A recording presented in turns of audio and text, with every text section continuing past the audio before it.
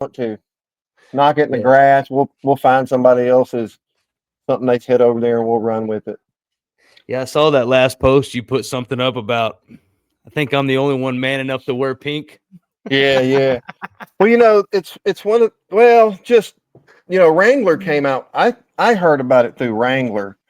Um, they had these shirts to support cancer awareness called "Tough Enough to Wear Pink," and when my wife got cancer, that's when I started wearing that stuff and everything. So people are Yeah, crazy, man. People are they crazy. are. The internet's crazy. But I tell you what, you put a smile on my face every time you post something because it's just right up the pocket of good humor Yeah, and this industry needs it, man. This industry needs to lighten up a little bit and smile. yeah, So yeah, man, this is Shot House. So we'll just go right into it and get yeah, the man. intro rolling.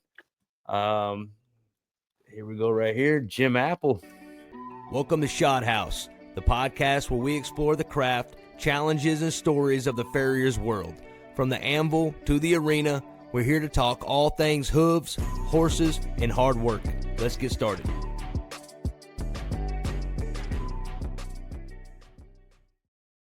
Well, here we are, guys. JT Adams. This is Shot House Podcast. Super excited to have this gentleman on tonight. Jim Apple, thank you so much for taking my call the other day. That Hey, was no just worries. a that was just a random two dudes linking up and having a good phone call out of nowhere.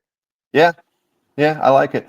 I've been saying for at least 25, 30 years and stuff as far as the hoof care business goes, we ought to have cooperation, not competition.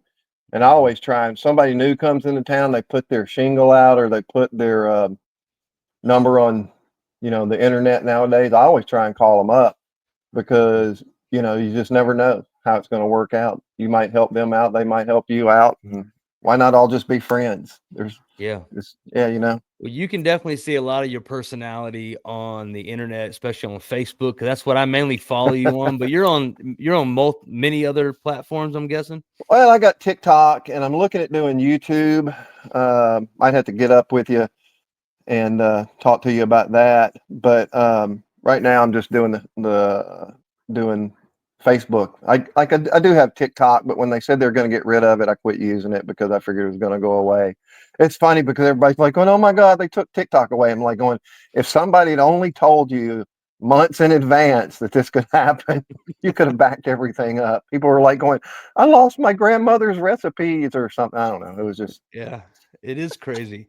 But one thing that I get on Facebook and you get scrolling, but it's something about your brand, your image, what you're talking about. It's just against the grain. It ruffles feathers, and it's not anything harmful. It's harmless, ruffles feathers, but it's hilarious from my point of view. The guy just sitting back watching it because you yeah, know it's going to happen. You could predict the comments based on like what you're going to post. You know, there's going to be people that hop on there and just got something to say, dog.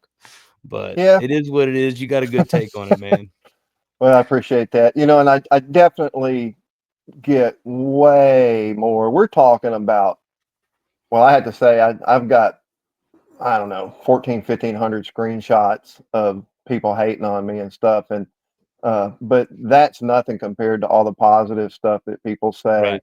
Right. So, we got that going for us that the majority of the people Absolutely. are, out there and they're digging on what I'm doing. I don't care if they dig on it or not. I'm glad that they do. I'm glad it makes people smile. But Yeah. um, it's just there's there's some humdingers and all Hmm. the stuff that people have put on there that was really sort of negative and hating. I've only deleted two, and they were bad. Were they? And yeah, I mean, like, mommy, what does those words mean when they're put together bad? Kind of a and I've Well, never, you know, well, I like how Daddy says some of those words when he hits himself with a hammer. I like your hat, man. You've been doing a lot of Yeah, fly fishing, huh? I went out and had Indian food with my son Hunter, who works with me all the time, and we decided to go walk around on the beach, and I thought I was going to hook up on a big redfish, but I guess he wasn't hungry. So he probably had, I don't know what he had for dinner. So He didn't want my fly. I know you were on the phone telling me that you're down in Florida now. Yeah, But that's not hometown for you though. What's hometown? Where? Yeah, I'm from where's Middle home? Tennessee, man. Yeah, just Yeah. outside of Nashville. I was actually born at the jail in Springfield, Tennessee. Hmm. But well, it wasn't the jail then. It was Jesse Holman Okay. Jones Hospital then, but now it's the jail. But so I tell people I was born at the jail. And then when we moved from there to we lived in Cedar Hill, and then my dad got a job making water heaters in a town called Ashland City, and we moved over there and we farmed and raised cattle. And my dad was a farrier before he got the full time job at the water heater place. And then my granddad was a farrier, and great granddad was a farrier. So I'm a fourth generation. And Hunter is my son. I was talking about a minute ago. He's the fifth generation. But one of the things that I think you know, um, we're going to move towards eventually is I think we're going to move away from farriers and trimmers and things like that. And I think we're just all going to maybe, I'd like to see it, call ourselves hoof care professionals. And so that's how I refer to myself most of the time, even though, everybody wants to, I'm over here, they're over there, somebody's back there, somebody's back here. We got more stuff in common no matter what we're doing. We're all making a living doing the same thing. We're working on horses' feet, man. So hoof care professionals. That's so cool that you're a fourth generation farrier. Your Yeah. son's a fifth hunter. Yeah. Um, and as I was reading a little bit of your bio, it Hmm. it kind of has you bouncing around before you landed in Florida. But I have to know, like, what is life like now down by the beach? Well, life's pretty good. The if I told you, I think we were talking about the other day, and we had a little intro getting together and talking on the phone till you pulled up at your next stop, and I lost my wife to cancer and stuff. So coming out on the other side of that, that's pretty tough. Life. I saw what you just put on Right. there. Life on the beach. Yeah, man. I Uh, put life so on the beach. I live about a mile from whatever you want to call the Gulf that's in the down here and stuff. Some people call it the Right. Gulf of America now. Some people call it the Gulf America. of Mexico. I call it the Gulf. Gulf of Jimmy Buffett. So Hey, I like that one. We'll just go with the Gulf of Jimmy Buffett. I yeah, like then it. I live in Navarre Beach, a mile from the Gulf of Jimmy Buffett. I love it, man. Yeah, Yeah, man. Florida's a cool state. Yeah. I was telling you that I used to be a national touring musician, and I'd go to Florida, and we'd always have guys turn out.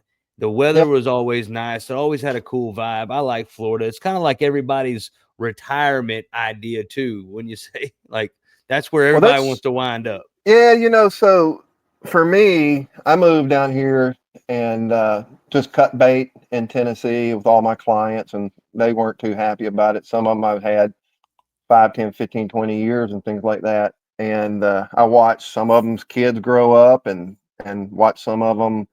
It's pretty amazing what we do for a living and how we get to go around and meet all these people. But I just cut bait in Tennessee, bought a house down here, and never looked back and everything. And but I guess I'm in semi-retirement. We only do about 200 horses, but we do them in 9 days. So I work Tuesdays, Wednesdays, and Thursdays. I have Friday, Saturday, Sundays, and Mondays. And every third week I have 11 or 12 days off, whatever the math is. That's where I'm at right now. I'm in the middle of that 11 or 12 days off. So, and I like to travel. I'm wanting to travel and get in the car, get in the truck, hang out with other farriers. I drive a car. I got a Subaru Crosstrek with a lift kit and off-road tires and a roof rack, so I can go Nice, anywhere I want to. And nice. I want to jump in the car, jump in the truck with people, and shoot content for my social media and stuff like that. Man, and meet people. Right, Find out what we got in common. You know, I right, don't have to agree with you. You don't have to agree with me. right. Shit, I'll share a peanut butter sandwich with you. Oh, do you beep stuff Mhm. out on here, or do I have to watch my mouth? Man, you can say whatever the fuck you want. All right. I usually do Yeah, pretty good. So, yeah, and so do I. I do pretty good. all right.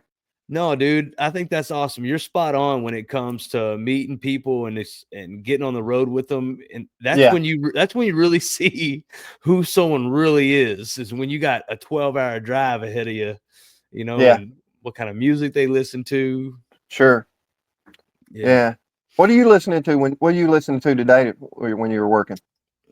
Today I've been on this what's his name? He sounds a lot like Alan Jackson. Let me look him up real quick. I can't believe I can't remember his You name. know I had what's him. while you're looking him up, you know what's funny? There was this guy. I thought he was Alan Jackson for years because they never would say who his songs were or what his name was. There's this guy named Joe Diffie. I thought those were all that was Alan Jackson singing Joe Diffie songs and Really? stuff. That's Yeah, man, like some John Deere Green. I thought that was right. Alan Jackson. The guy Who I'm knew, talking man? about is Zach Top. You ever heard of him? Uh-uh. So No. Zach Top, there's this big time rumor about Zach Top is that Alan Jackson was touring through his hometown and slept with his mama that night. Alan Jackson did. And Oh, that's nice. Her to share a bed. right. And then now 9 months later, Zach Top comes out, and there's been some investigators or whatever have gone through and looked at the timeline, the date, his birthday, genetics, like his facial structure, and they're saying that he could be related. Potentially, Alan Jackson could be his father. But Joe Diffie's from Oklahoma. Did you know that? Yeah, I did know that. Yeah, because I looked into him after I found out who he was and stuff. But So yeah, that's the thing. Yeah, go ahead. Joe Diffie would come up here to not up here, but he would when I lived in Colorado, he'd come to Colorado and he'd play at the Greeley Stampede. And probably Hmm. about maybe 11 years ago, 10 years ago, I didn't share a stage with Joe Diffie, but they had a beer tent that was right Hmm. off the right side of the Right. stage that Joe Diffie played on. And so Yeah, I would tell, and I played there before Joe Diffie hopped on. And so that's funny. I would tell people that I opened up for Joe Diffie. Yeah, open up his beer can. Yeah, open up his beer cans. Yeah, he sang Nah, that man, that's song, pretty cool. Something Women Like About a Pickup Man. Oh Yeah, man, that's I a tell you, good. that's the one that I was 100%. That's an Alan Jackson song. That's a cool song, man. It is a cool My song. first car was a pickup truck and stuff. So Yeah. yeah. Well, let me Well, interview you for a second. How okay. what made you get into farrier stuff? I don't know. I'm asking you as Yeah, a for person to sure. person. Well, my childhood had nothing to do with horseshoeing or horses at all. I Yeah. was born in North Texas as a basketball player and joined the Marine Corps Right very on. early. When I got out of the Marine Corps is when I met the woman that I'm still with now, Mallory Morgan, and she was doing barrel racing and cowboy mounted shooting and working on a dude ranch. And I got out Okay. of the Marine Corps and landed right in that environment. Her and I wound up in, getting this dude ranch, and it forced me to kind of be around the bottom side of these horses and tacking on these shoes.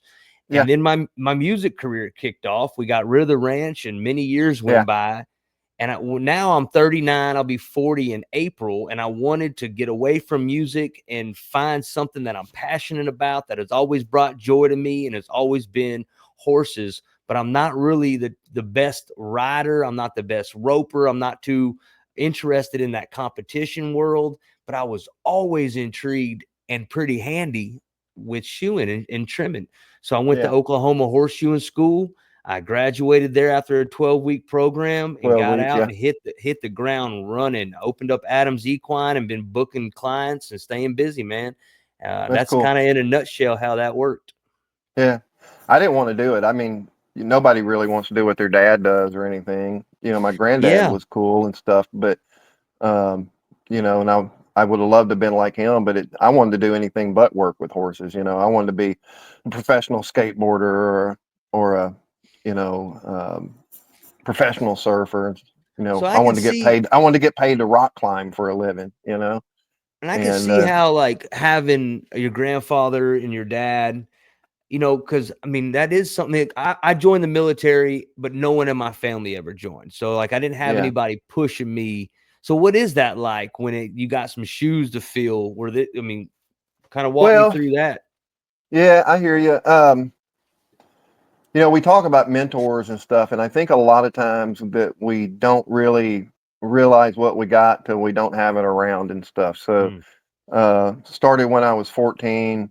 Me and my brother are both only children, so there's 14 years, 15 years between us, and so I got farmed off to my dad's mom and dad, and he was the one who was the farrier. He farmed full time, but he still did horseshoeing and stuff like that and other things. okay. The first thing I ever remember working on, somebody brought in a bucket, lard bucket full of harrow teeth, and they wanted them repointed, and I burned up some of 'em in the fire, and he made me go take them out of our harrow and uh, give those ones to that person who's I'd burn up and tell them what I did and everything. So I got a lot of lessons. I didn't appreciate it at the time, but Hmm. looking back on it, he was teaching me, watch what you're doing and things like that. But um, you know, my dad died, I don't know, 20 something years ago.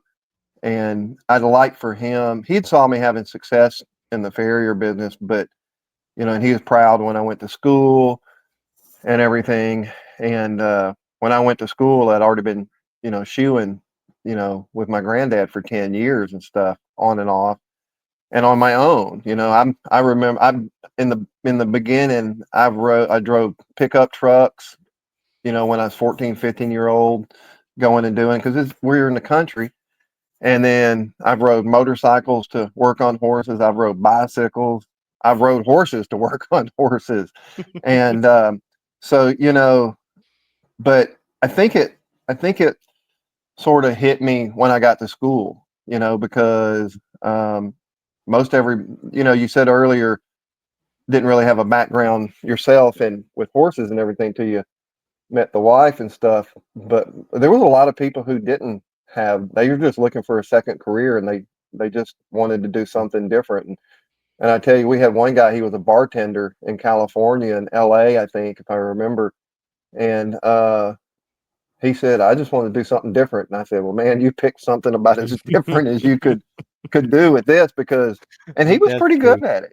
We had Hmm. people from all over I think we had a guy from Germany, a guy from Portugal, and I think somebody from Australia was coming in when I was going out and stuff. So Yeah, they come in from overseas. When I went to school, we had a couple that were from Italy and all over Europe and South yeah, America. Even it was nuts.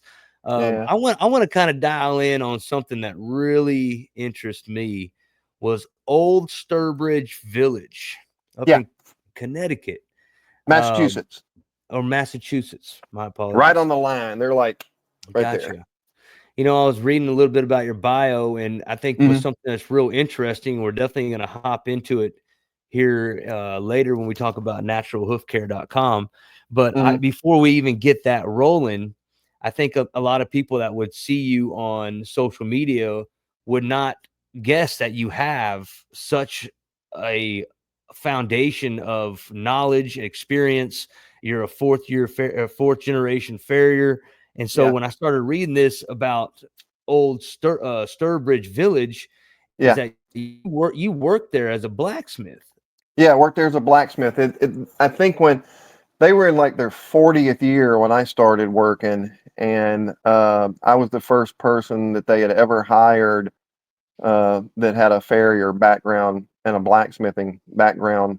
Well, they hired people who had done blacksmithing and stuff, but most of the people they just trained. So I had my first papers published when I was working there.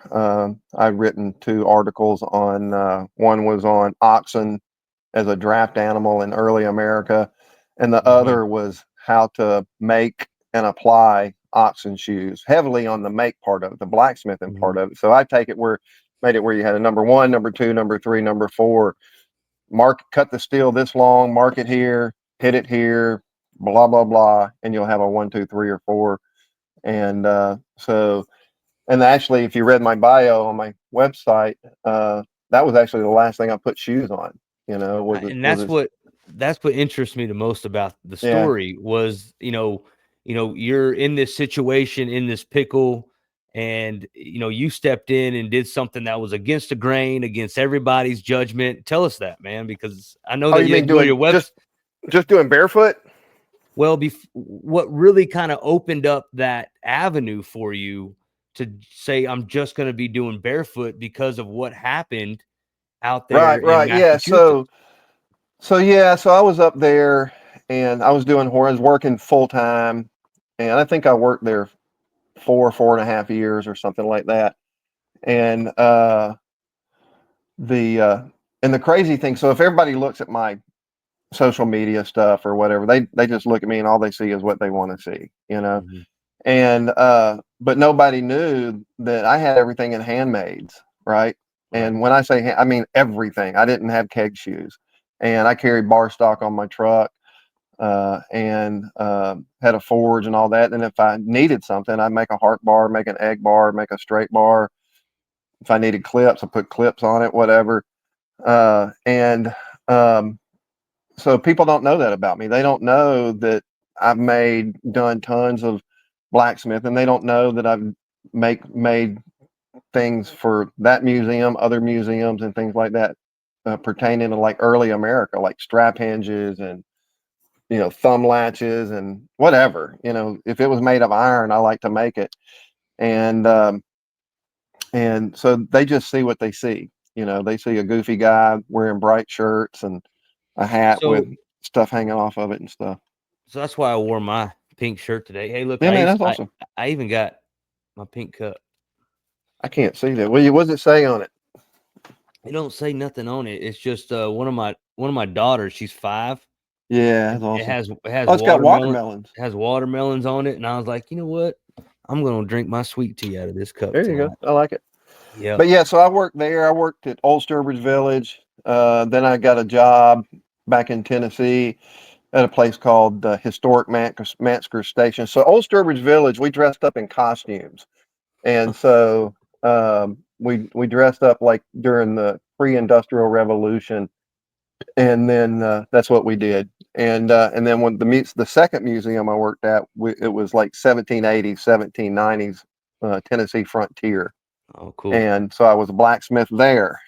And then I went to work at a place called Bellmead Plantation, which was a stud farm in the starting around the Civil War, somewhere in there, all the way up into the 20th century. And but they hadn't had a blacksmith shop there in over 100 years or something crazy like that. And they hired me, and I built a blacksmith shop, and it was pretty cool. But so I've got somewhere 14, 15 years of blacksmithing full time, 5 days a week, Mhm. uh, and uh, and I love it. I still have a Yeah, blacksmith shop. because you're right. A lot of folks just don't dive in, and whatever. Facebook is whatever. Yeah, But what I loved about the story was when you were walking through with the I don't know what kind of horses they were, but they had some foundering issues, and right. Yeah, you were yeah, kind yeah. of dancing around. Yeah, So I had you talking about on my website page, right? right. And yeah, and that was the last time that you put So iron on the what it bottom of yeah those so what feet. it Right. So what had happened was I was doing everything by the book, working with the local vets on these 4 different horses from 4 different places. I don't remember what I had them in, but it was some kind of package. It was a fix it all, I'm sure. And then so they were all to the point to where, well, we got the guy we got the vet's number, and we got the guy with the backhoe's number. So if they're still, or pull the shoes, and if they're still around when you come back out in 6 weeks, then we'll just get you to trim them up. And they all survived, and all of them got better. It was crazy. And so I just started scratching my head, going, wonder if this would work in different ways and stuff. So fast forward, I moved back to Tennessee. I wasn't in town a week, and somebody called me up. Hey, I heard you back in town. I got this foundered horse, and want you to come out and look at it. And it was bad. I mean, it was like ski tips or like elf shoes going out and stuff. And Mhm. got that took care of, trimmed it up, and did something I never really did before. I talked about diet, and and at that point, when that horse started getting better, and I was doing trims anyway, I didn't put any more shoes on after I left Connecticut and Massachusetts, because I was going to try something different, and it was basically career suicide.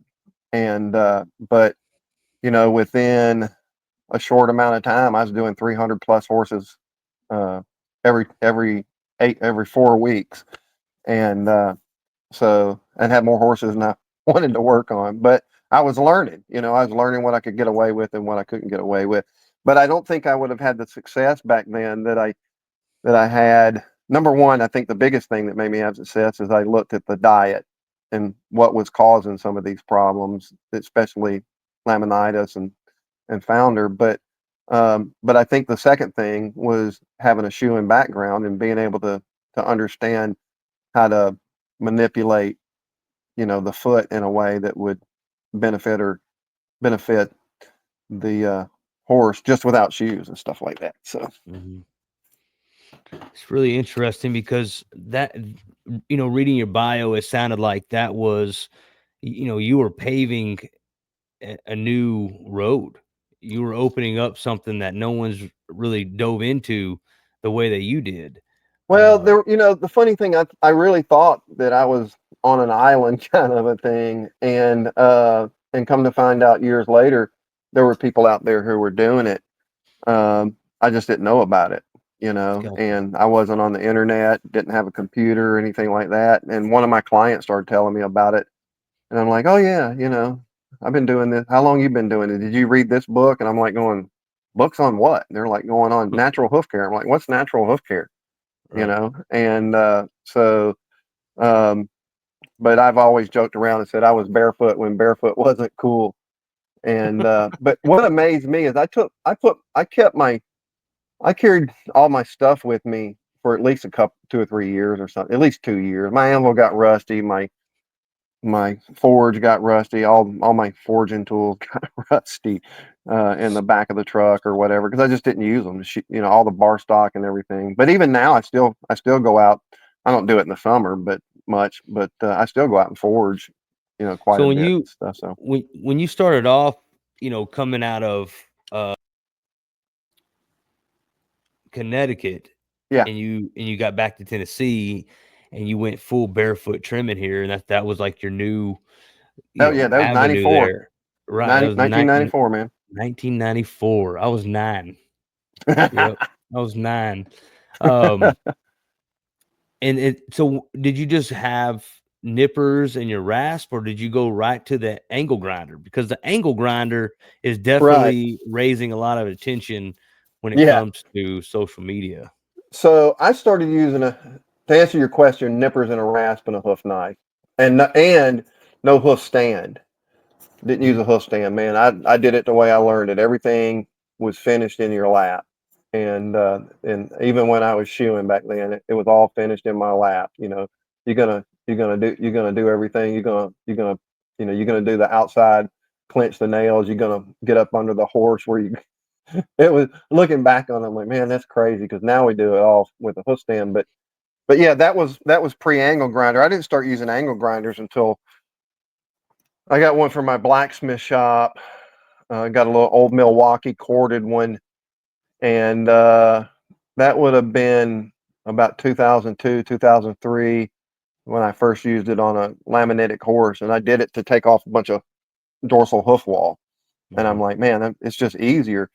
And had a 36 grit flap disc, and it just wasn't that good, but it was better than blowing your forearms and your biceps and your shoulders out, and Mhm. everything. But yeah, so that's when I started using the angle grinder, and I've been using it exclusively um, for going on 3 years now.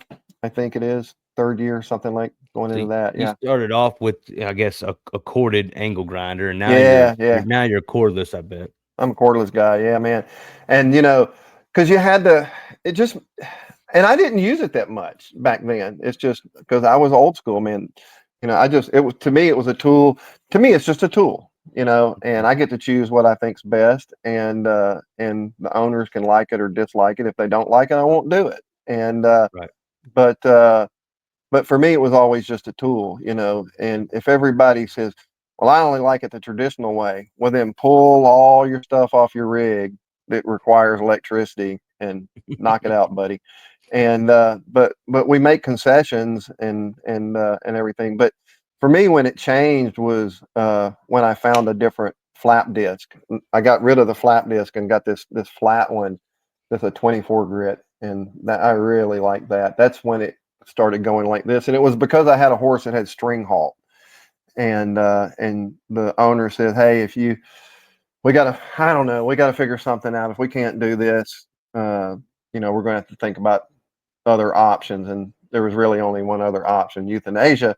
So I brought out an angle grinder with that 24 grit zirconia resin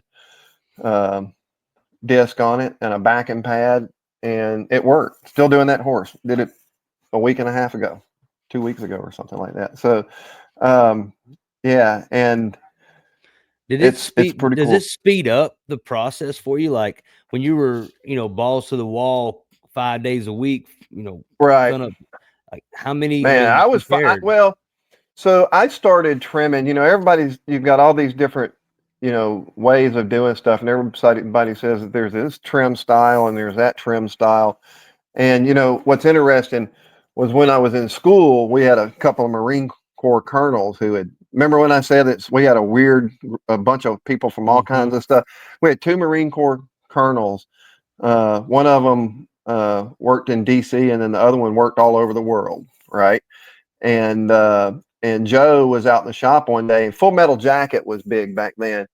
And he was like, "How many movements in your weapon or whatever?"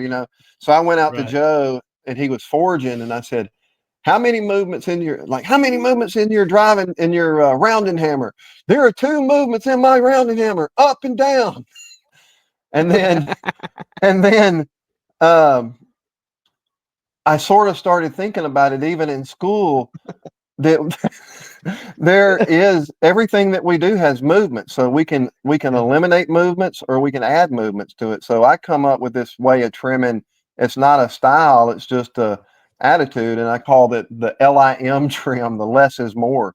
So Ooh. if I'm going to trim a horse with traditional tools, I'm going to pick the foot up and I want to look at it.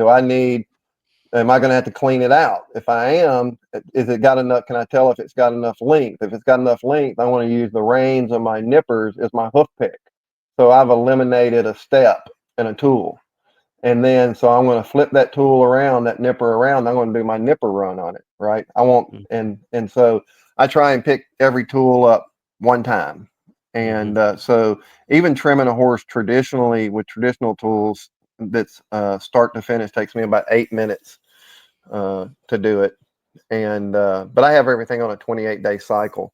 But with the angle grinder, it takes me about a minute to a minute and a half, depending, to trim 1 foot. So if you just do the math on it, that's 6 minutes or something like that.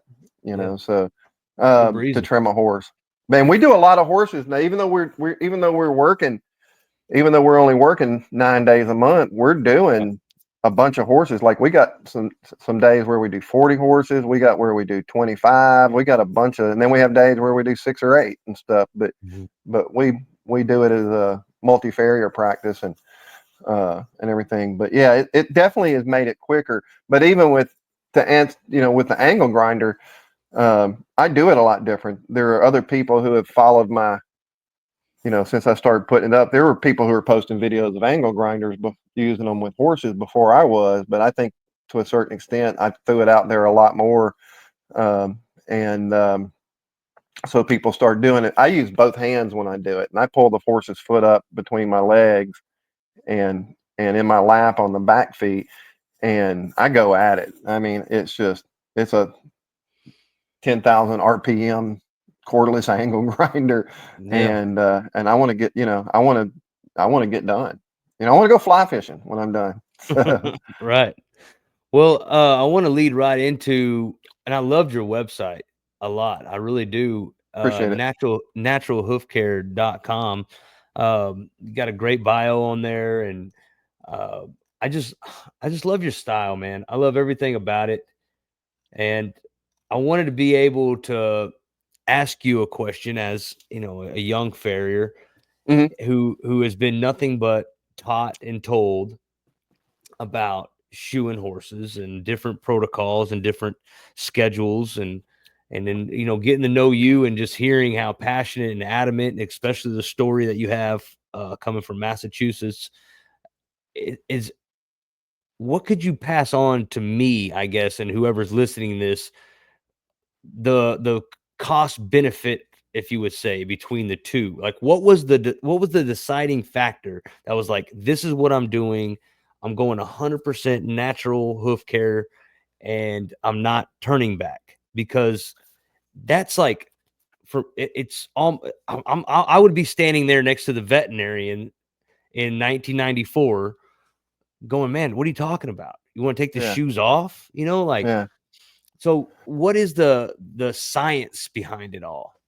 The science behind it all, well, I'm not a scientist and stuff, but I just think it was logic. So for me, everybody's got their own buy-in. So when I was got out of school, I was determined I was going to get everything in handmaids as soon as possible, and I did. And then so I was all in to that part of it. I was real Right. trade oriented, right? And we So see that a that's lot. and that's Yeah, where I'm at right now. You know, like, yeah, I'm very trade focused on making handmaids and getting yeah, better. Yeah.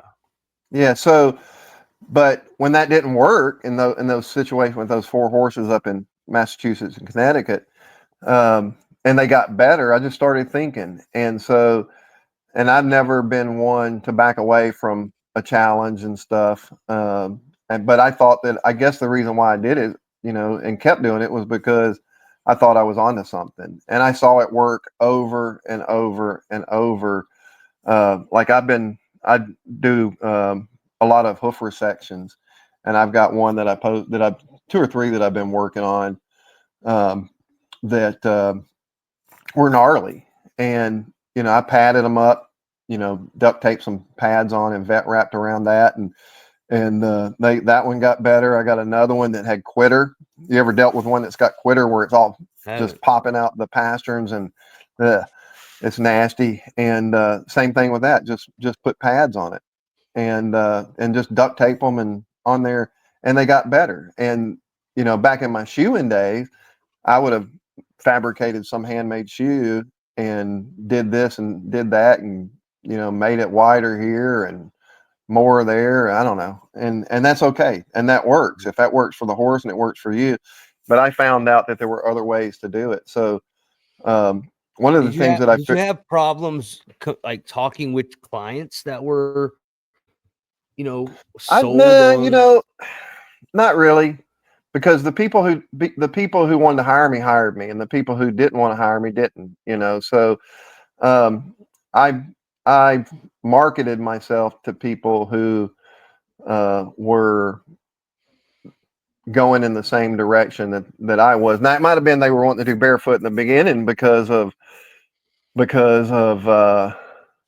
they were cheap and wanted to save money and stuff, right? But then they found out that their horse's feet looked better. So on a 28-day cycle, so I started out at 6 to 8 weeks, because that was what we do as farriers, right? So worst Mhm. thing we can do is get people on a 4 week schedule, 5 week schedule, 6 week, 7 week schedule. We got to have it all on the same thing. So that's what I heard though, was everybody saying, well, I've never done my horses on anything but a 6 to 8 weeks, 6 weeks in the summer and 8 weeks in the winter. And I'm like, well, I'm not going to do that. All right. And then, so, and people started seeing the people who said, yeah, I'll do it. We'll do it like that. And they saw their horse's feet looking better. And then people started saying, man, your horse's feet look way better. What are you doing? So I've got this guy, all he does is barefoot. And they're like, really? And so word of mouth, helped a lot. And, but I wrote a business plan and restructured that way. Um, and I said that I wanted to add 10 horses a month for the first year, and I exceeded that big time. And I had a problem back then turning away business and everything. But so for me, it wasn't that hard to get people on board, because I think the internet was, even though I wasn't on it, the internet was coming around, and people had access to different information and stuff. So Mhm. um, so I think that helped a little bit. but in the long run, I think it's been bad. I don't know if you remember back in the old days of horseshoes.com. I don't know if that's around. Man, there was some fights and stuff. The hate that I get, that it was just as bad over there and stuff. And that's sort of what I said earlier, man. We all got to get along, you know. And if we're the smartest person in the room, get out of the damn room. If everybody in the room agrees with you, go to a different room. You know, if I'm somewhere, like, you know, and everybody's eating together, instead of sitting with the people that I all know, I'll go sit with somebody else and talk to them and just see what they're all about, because that's, you know, it's just crazy.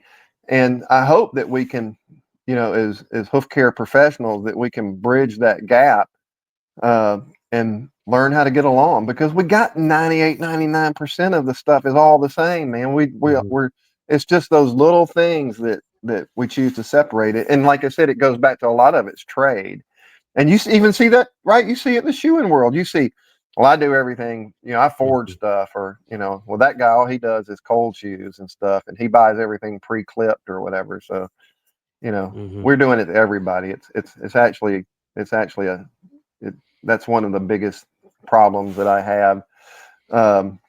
But I just wish we could all. Do you think the future's gonna push away steel shoes and forging and kind of go more the route of barefoot and glue on? You know, I mean, if it does, you know, we've got a lot of synthetic options and stuff, and we've got some decent hoof boots and some really good hoof boots that are on the market and things like that. I mean, some of those look like Nike Air Maxes. There are some new ones, you know, that are out there that are they're getting pretty good and everything. But let me just put in here, for anybody watching this, and you too, if any of y'all use 3D Hoof Care products, you can go on there when you're checking out. You can put in the promo code Jim Apple, and you get 10% off your whole order. So promo code Jim Apple. It used to be I hate Jim Apple. But Derek Poupard, the guy who started the company, he said, I need to change it and stuff. Well, there it is right there. So you go to it's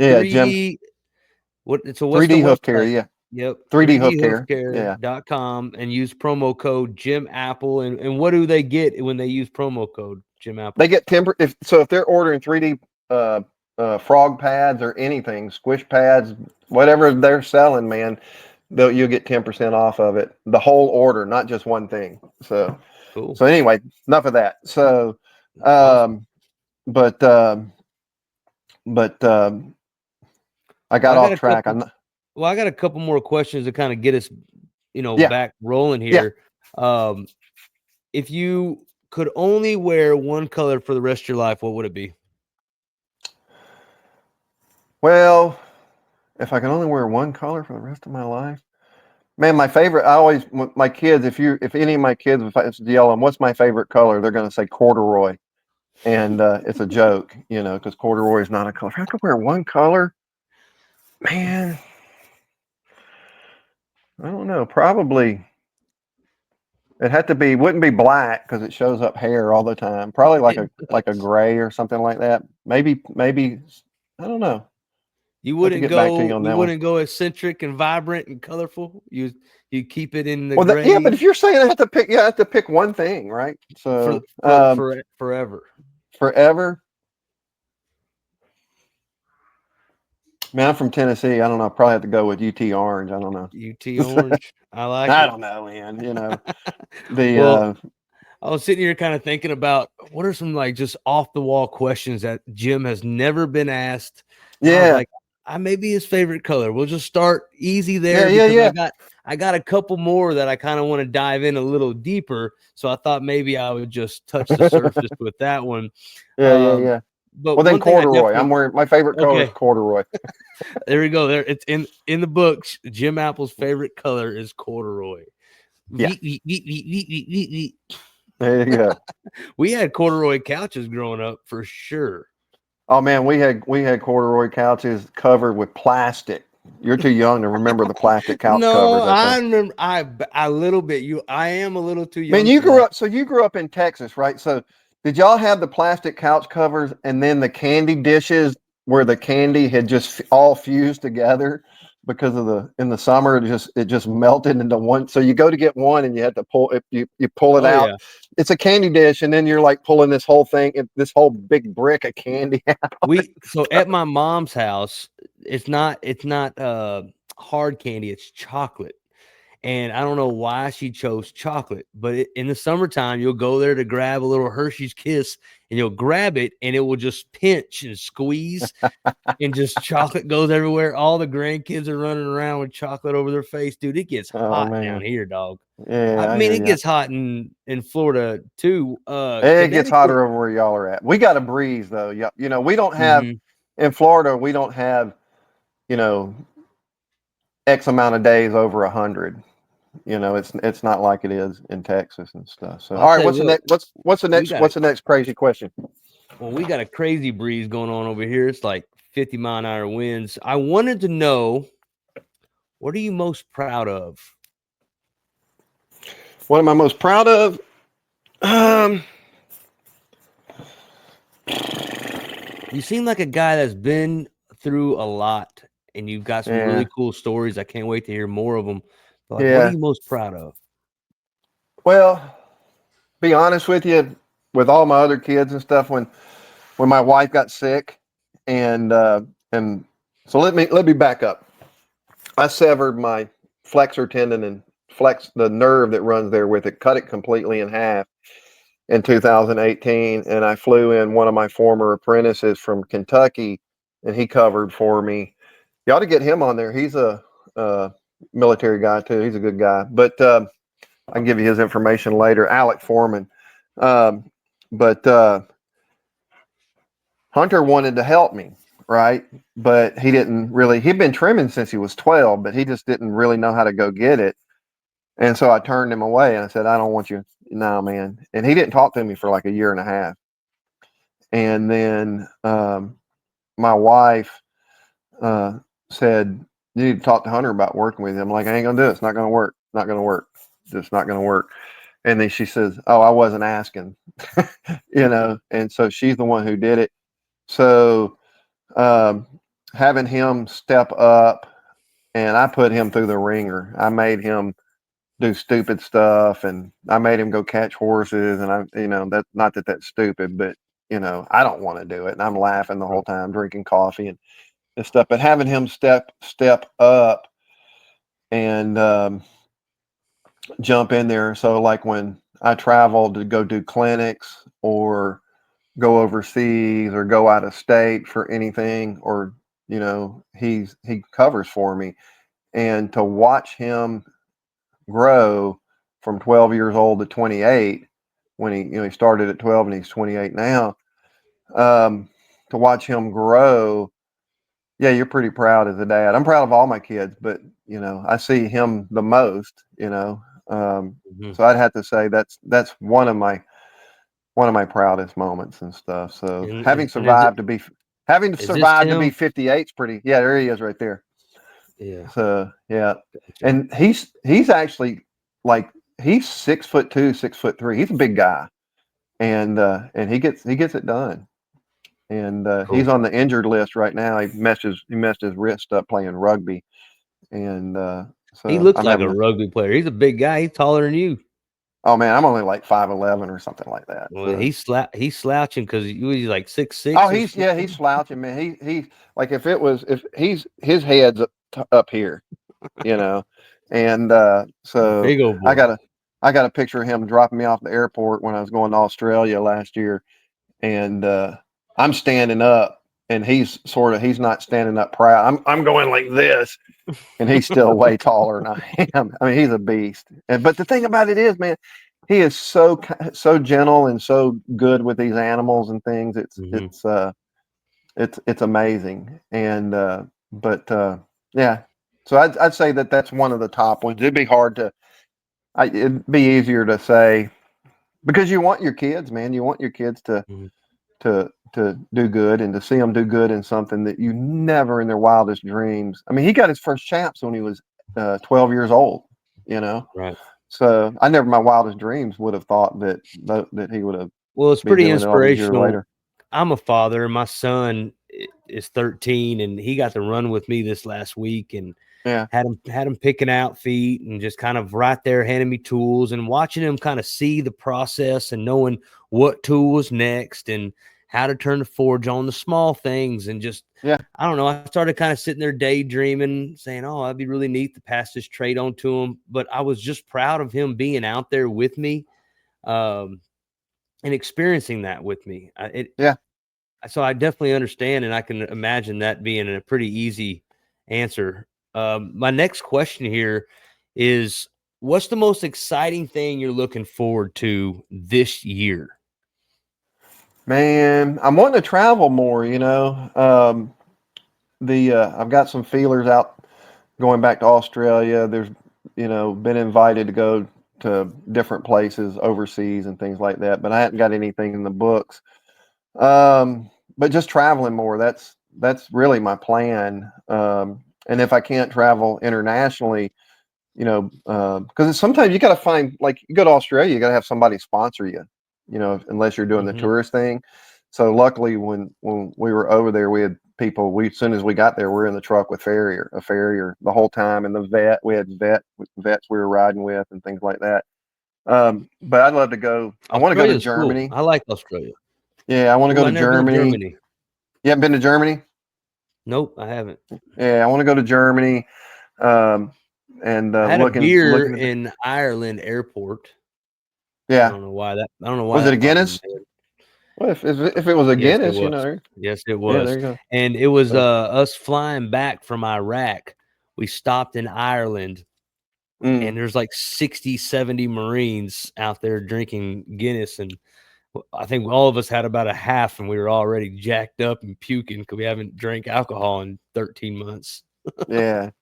Hey, if Hunter's ever around, you'll have to shame him into drinking a beer. He'll get sick as a dog and throw up, and it's he's not allergic to it, but he does not like it and So stuff. So have you traveled around the United States quite a bit? Have you been to the Midwest and West yeah, Coast? I've worked on horses in pretty much every state in the U.S. except for Oregon, Washington, Utah, and Nevada.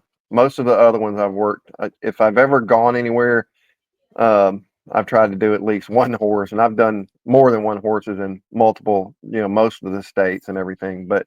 Um, Cool, man. but Would yeah, you ever think about coming out to Oklahoma and swinging by like Oklahoma Horseshoeing School and yeah, giving man, a demonstration on, your day-to-day process of trimming? yeah. Well, you know what I talk to with most students and stuff when I talk to them and they come up to me. The biggest your biggest date yeah, absolutely, to answer your question. But the biggest Cool. thing that I think that students need to learn, more than foraging, more than how to nail a shoe on, how to level a foot and stuff, is they need to learn how to run a business. And Amen. yeah, Amen. because you can suck at the trade, but if you're making money, you can see your way through that suck, right? Mhm. If you're not making any money because you can't run a business, you're gonna flash out and stuff. Yeah. So I did a and reel not too long ago talking about, you spend thousands of dollars for 3 months to go to school on yeah, tools. You blister up your hands, you sore up your muscles, and you finally learn and you obtain the title farrier. And then you step out into the real world and you right, just choke. yeah, You can't answer a phone call correctly. You can't respond to a email. You can't schedule nothing. You're just jacked up when it comes to organization. yeah. And that's a huge variable that a lot of people drop. Well, I think a lot of it is because we're not around it. I was brought up, hearing that thing, 10 minutes early is on time, and on time is late. Yep. So one of the things that I have to do is train my clients, because the number one thing we hear when people, well, I can't get my farrier to return my call, they won't show up or whatever. And even the AFA did a survey a number of years ago, and that was one of the biggest, that I think that was the biggest one that owners had complained about. Um, but if you can run a business and you can show up, you're going to get better, and you're going to have the money to see through it and stuff. But a lot of these young guys and stuff are older people, and older, just people that are going to school. uh, they bite off too much, wanting to look the part, right? Mhm.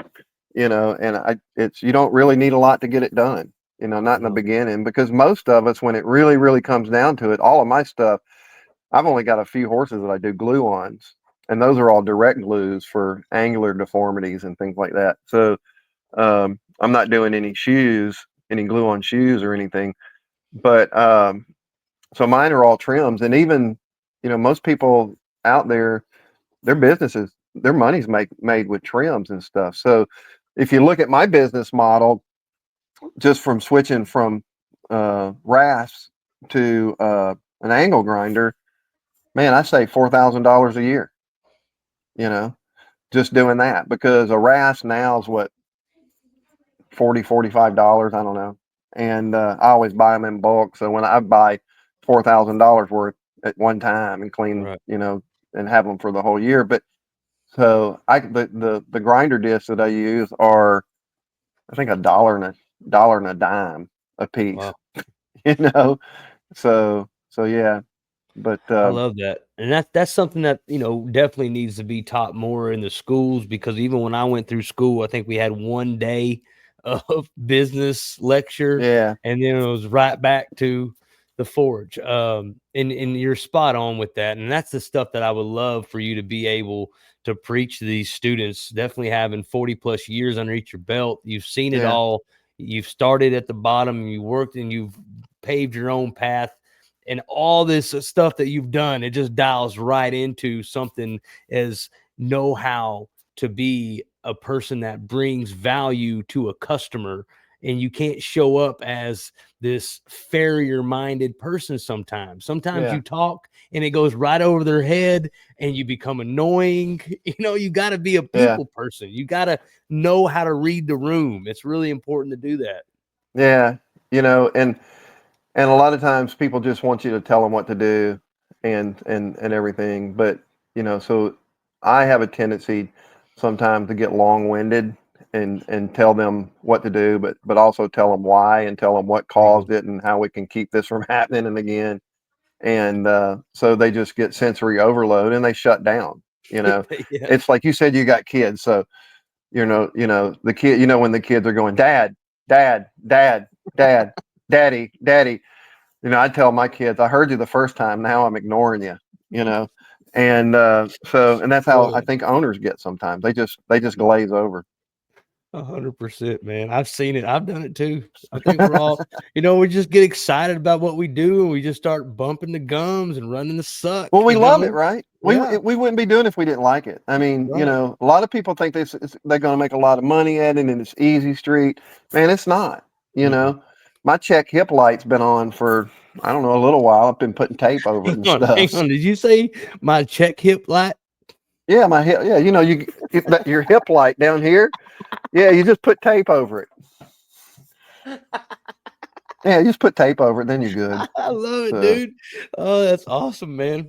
Well, my last question, dude, all right, is what's the best piece of advice you've ever received, and who was it from?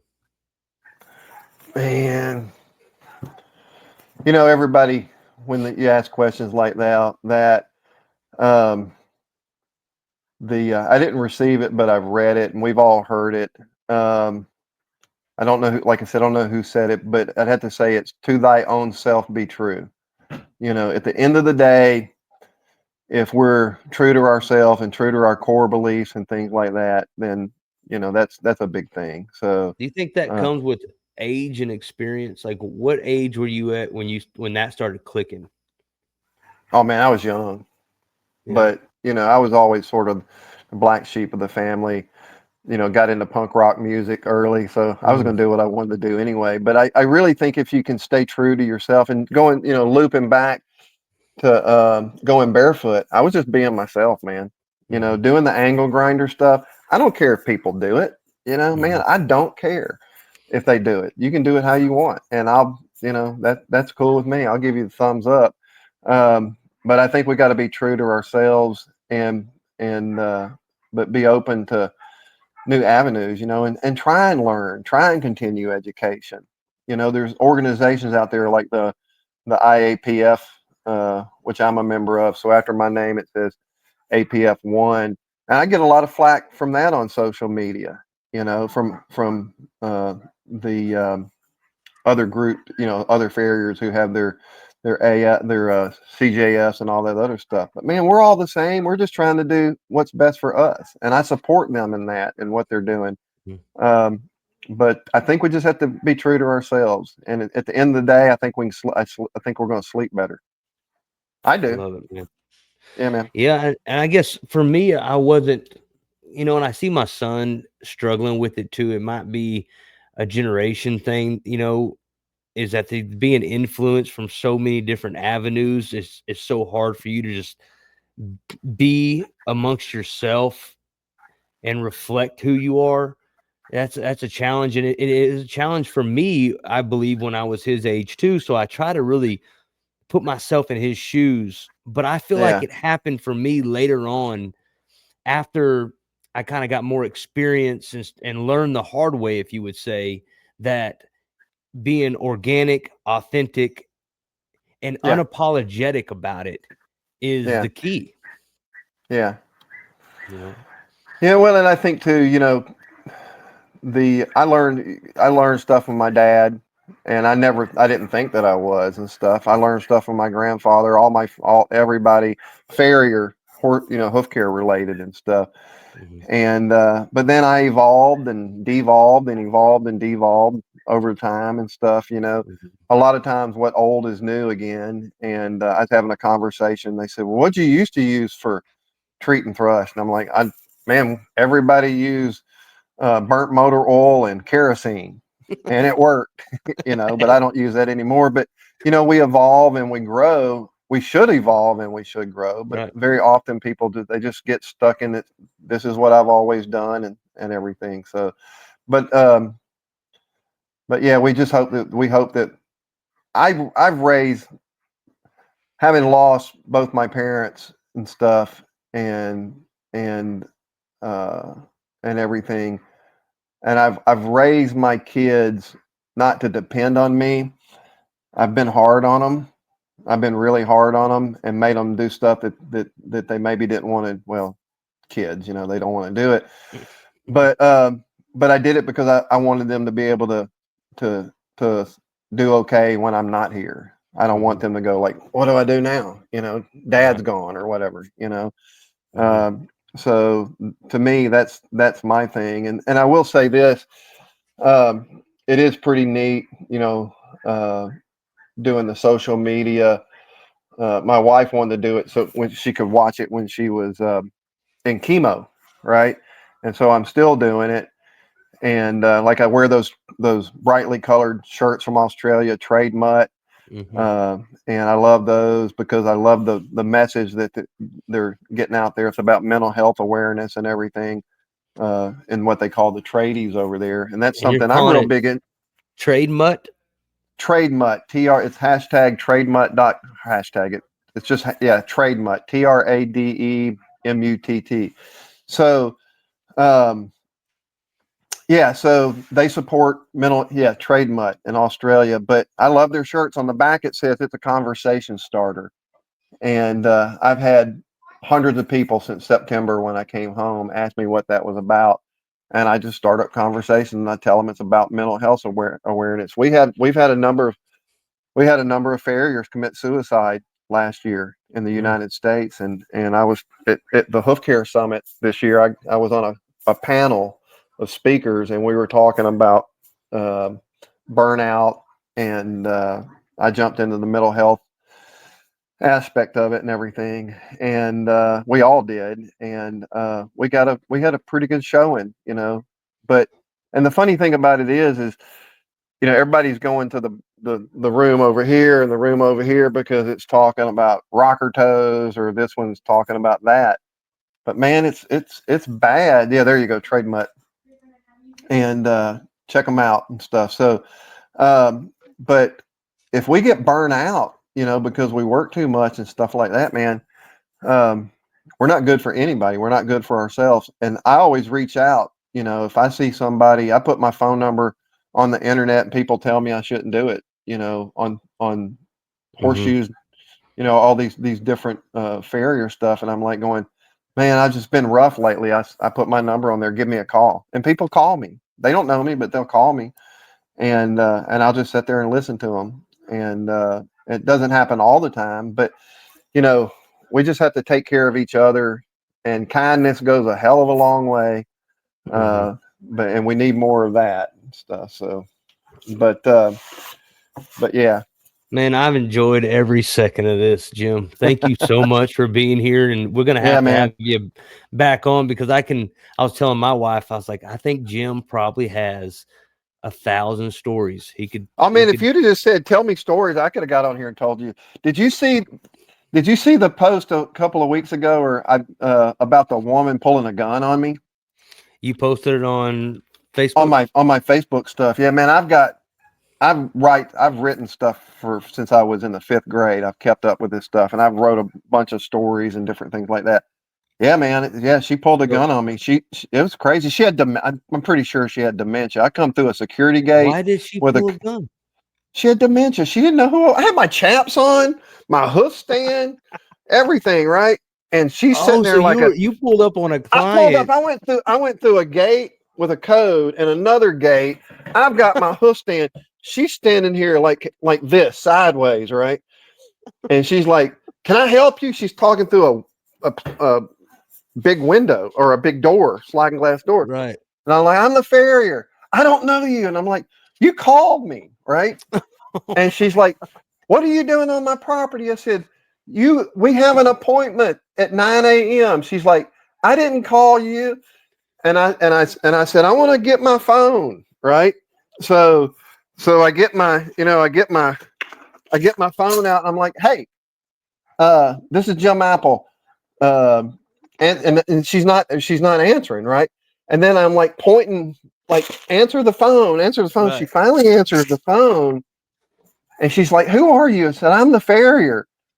And then she puts her gun down. She had a gun. She was all gunfighter style, man. She was like this, you know. And I'm like going, man, I almost got shot. And Yeah, dude. I didn't work for her. I said, "Okay, we're good and stuff." So, Oh, but that's man, so I got all funny. kinds of that kind of stuff. I bet We you can do. That's what I was we'll telling my free wife. flow on that one. We will, man, and we'll get you back on here and we definitely have to have you swing through. I mean, if you're gonna hit the road and start beating the streets up and seeing America and stopping Yeah. by, you need to put Wynnewood, Oklahoma on your map. And I would love to be able to have you over here for dinner. Yeah, I man, really let's do would. it because the it's not that far. It probably it's not that bad and stuff. So I got people. What I want to do is be able to go from Florida, boom, boom, boom, and make loops and stuff like that. You know, go see these Yeah, different people and things. be cool. Yeah, I'm wanting to do So, more. I'm wanting to do more continuing education clinics and stuff. So like hoof uh, care summits and stuff like that. I remember you mentioned something well, you no, just you just yeah, attended one. being being a member of the IAPF, the International Association of Professional Farriers. We do clinics like when we were in Australia. That was an IAPF sponsored clinic and everything, Cool. and so it's just it's getting together with people, Yeah. you know, and Well, and if for a listener listening right now or watching, how can if they wanted to be a part of something like that, how would one start? Where would they go? Do they sign up?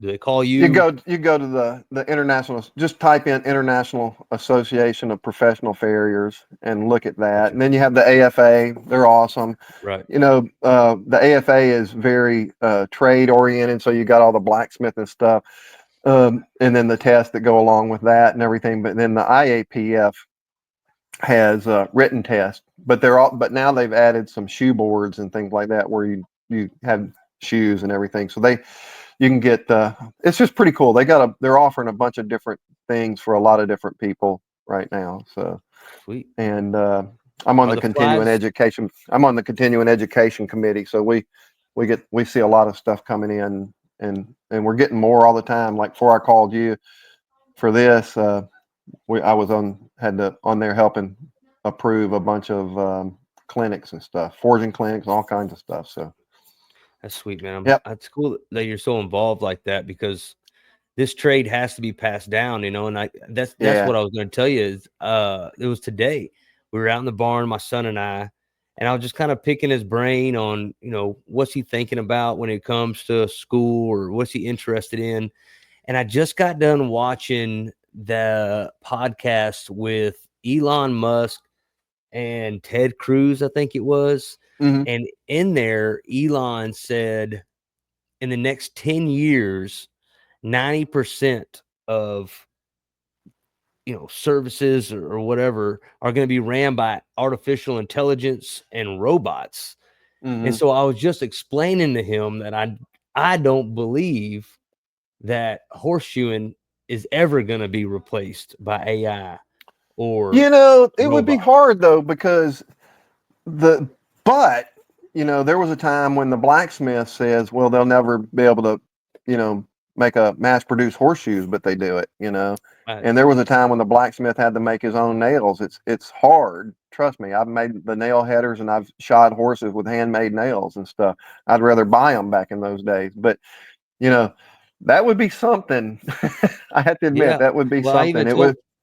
I told Mallory, my wife, I was like, hey, try to imagine you pulling up to a barn and seeing like a robot, a 4x4 robot heading out to the pasture, you know, to pick your horses up or something. You know, it's wild that we're in this time of our life that we can even imagine stuff like that potentially being real. You know what I mean? It's Yeah. trippy. Well, I tell you what, it's changed in the 45 years that I've done it. You know, Yeah. Yeah. it's changed a lot, and I think it's gone in the right direction. I still think we've got a ways to go, but I think if we can have that thing, like I said at the top of this, um, if we can have cooperation and not competition with each other, man, you Mhm. know, that's going to go a long ways. And just man, let's just sit down and talk, you know, out in public and stuff. And let me say one last thing. At the Hoof Care Summit, I was overwhelmed by how many people were like, "Man, you changed my life." You know, like going, I thought I was going to have to quit, and they started using angle grinders and stuff. And after seeing my videos, and I'm like, "Wow!" And these weren't like, you know, barefooters; these are like shoers and stuff. You know, some Mhm. barefooters were telling me that too, and but it's pretty cool, the positive stuff that I do get and everything. So Sweet. yeah, it's amazing. I think we're going in a direction that's going to have something for everybody. Mhm. We just have to, you know, well, like I said, to thine own self be true. Right. I love it. Are you Yeah, guys man. getting a lot of flies in Florida? They starting to kind of come around. Dude, man, flies. Yeah, I'm fixing Yeah. to start recycling my all my I don't know, back during COVID and stuff. I started making these memes. I think the first one I made was Matthew McConaughey, and it says it'd be awesome if you did, and then underneath it I put use the good fly spray.